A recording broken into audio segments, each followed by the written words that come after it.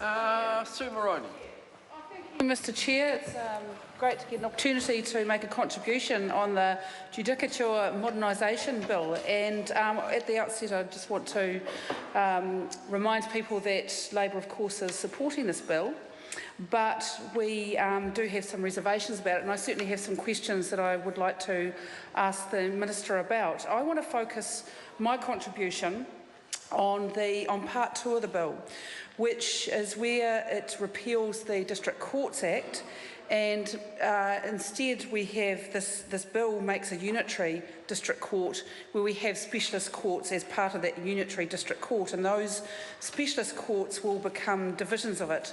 Those courts will be a family court, a youth court and a disputes tribunal. And I particularly want to focus my contribution on part 2, as I said, section 260, which is about exceptions. So this is the part of the bill where it talks about what jurisdiction the district court, the new unitary district court, will have to hear civil proceedings. Because I note that there are a range of figures used in the bill to describe whether the court will have jurisdiction to hear such civil matters. And I think that that's perhaps quite a dangerous thing to do, to prescribe limits, because they can quite quickly become irrelevant as figures. So the example that I want to use for this is that in section 260 it actually says that in subpart 1 that the court does not have or will not have jurisdiction to hear and determine the following classes of proceedings. And the first one that it lists is that it doesn't have jurisdiction to hear and determine proceedings for the recovery of land.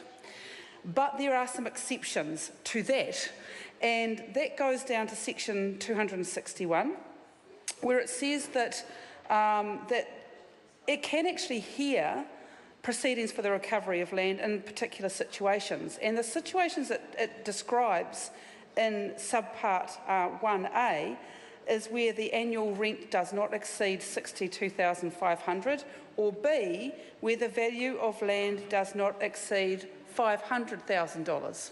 Now, I think that's quite a dangerous thing to do in a bill like this, because as we know, the price of land in New Zealand at the moment is actually growing at a rapid rate. So my concern would be that somebody who has a civil dispute about recovering land, and that land at the time that they decide to put that dispute in front of the court, or that action in front of the court, that land may be worth, say, $400,000, and it would therefore come into the jurisdiction of this part of the bill. However, by the time that action comes before the court, that could be several months later, it could be a year later, it could be 2 years later.